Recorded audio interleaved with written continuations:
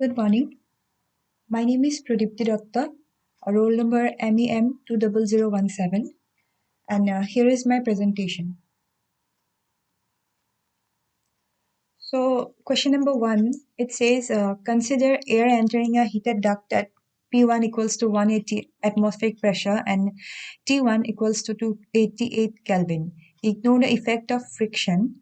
Calculate the amount of heat per unit mass in joules per kilogram necessary to choke the flow at the exit of the duct, as well as the pressure and temperature at that duct exit for an inlet Mach number of M1 equals to 2 and M1 equals to 0.2. So in the question, we are given the inlet conditions of pressure and temperature, and we are asked to find the heat transfer required and the exit pressure and temperature of the duct in two conditions. One, number A, when the inlet Mach number is 2. So considering inlet Mach number is equals to 2, so we corresponding to inlet Mach number equals to 2 in table A1. I have attached the table A1 in the slide. So from table A1, so this value is equals to Mach number equals to 2. Here we find T naught by T, that is temperature, stagnation temperature divided by static temperature. This ratio is equals to this 1.8. So putting this, we find T naught at 1 is equals to 1.8 times of T1, which is equals to 518.4 Kelvin. Now, corresponding to M equals to 2 from table A3, we find the ratios P by P star, T by T star, and T naught by T naught star, which are found from this table. Here, M is equals to 2 is this line. So, P by P star is found out as 0.3636, this value. Then from here we find out P star is equals to 2.750 atmospheric pressure. Then T by T star is this value, 0.5289. Similarly, T naught by T naught star, this is 0.7934. So from here we find out the stagnation temperature at a star reference state, which is equals to 653.4 Kelvin. Now, it is said that the flow at the exit of the duct is choked. So, for the flow to be choked, the flow must be sonic. That is, Mach number should be equals to 1. Now, we look for Mach number equals to 1 in table A3. So, in this table, this row, we find that the various ratios is all equals to 1. So from this, we find T naught by T naught star, which corresponds to this column, it is equals to 1, which indicates T naught, that is stagnation temperature at the point 2, that is the exit point, is equals to the stagnation temperature at the reference state, which is equals to 653.4 Kelvin. Now, the heat required per unit mass, it's asked per unit mass, so small q will be equals to Cp T02 minus T01, the stagnation temperature at the outlet minus stagnation temperature at the inlet. Also, here we don't know the value of Cp, therefore Cp is found out by the formula gamma R divided by gamma minus 1, which is equals to 1004.5 joule per kg Kelvin. Now, the value of Q is found out to be 135607.5 joule per kg. So this is the answer for part A. Now, for part B, similarly, for part B, Mach number, the inlet Mach number is given as 0.2. So corresponding to 0.2 in table A1, here 0.2 is this line. So the ratio T01 by T. So the ratio T0 by T corresponding to Mach number 0.2 is, this is 1.008. So putting this, we find out the stagnation temperature at point 1 is equals to 290.3 Kelvin. Now, corresponding to Mach number point 2 from table A3, point 2 is this line. So here the ratio of P by P star is found out to be 2.273, this value.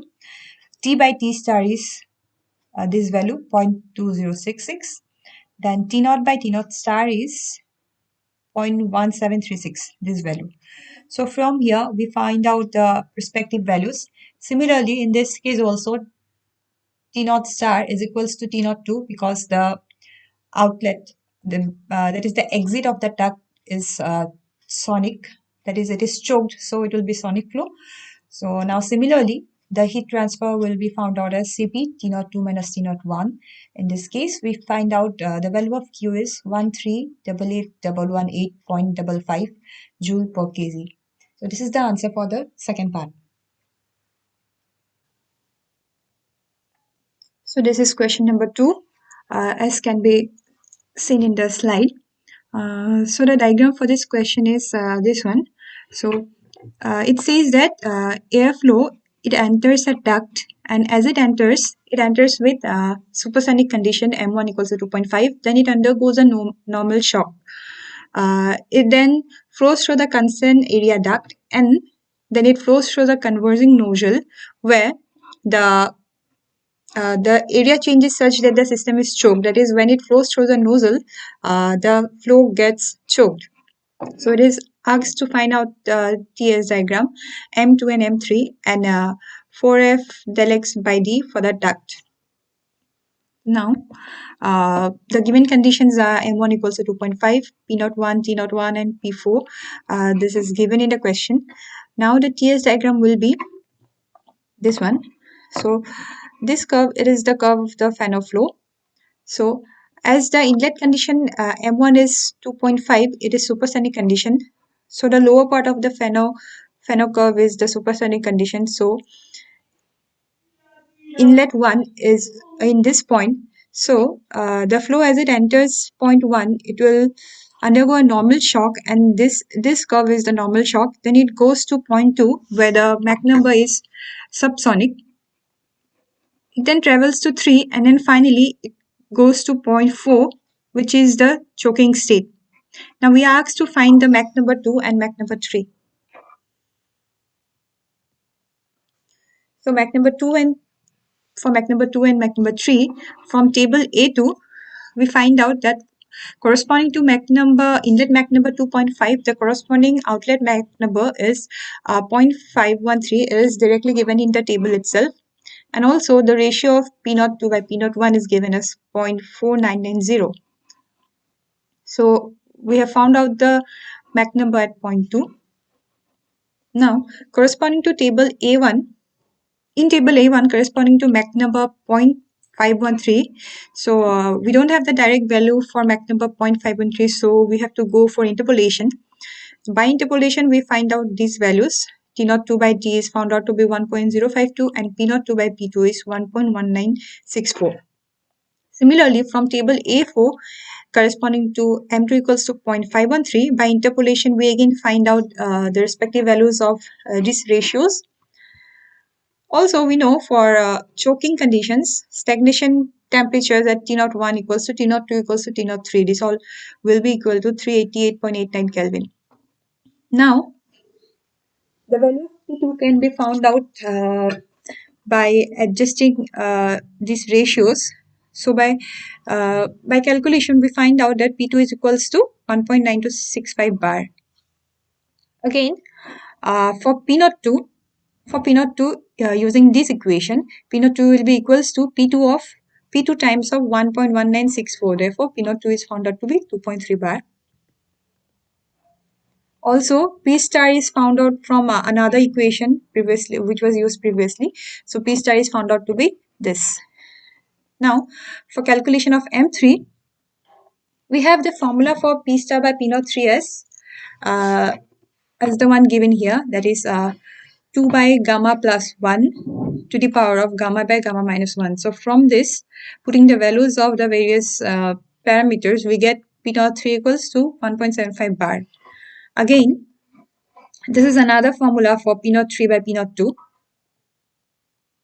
From this, here we have the unknown is M3. So we don't know the value of M3. So the final equation from this formula is found out to be this. Now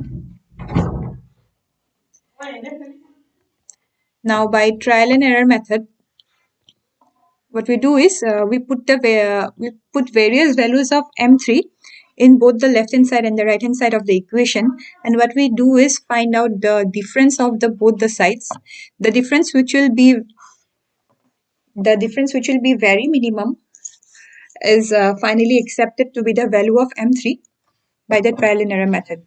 So putting the various values, we found out that the difference of both the sides is the least in this case, where M3 is 0.699. So we consider M3 is equals to 0.699. Now find out number C. What we do is first we calculate for M2, we find the value of this at M2. So from table A4 corresponding to M2 equals to 0.513, there is a column for this part 4f del x divided by d. So we don't have a direct value for this Mach number, so we go for interpolation, and from interpolation we consider this value as x in the first case. So x is found out to be this. Similarly, for M3 equals to 0.699 from table A4, this time we consider this value as y. So y is found out to be this much, 0.2101. So finally, the value of 4f del x divided by d for the whole duct is calculated by finding out the difference between x and y, and so the value is found out to be 0.76. So this is the end of the presentation. Thank you.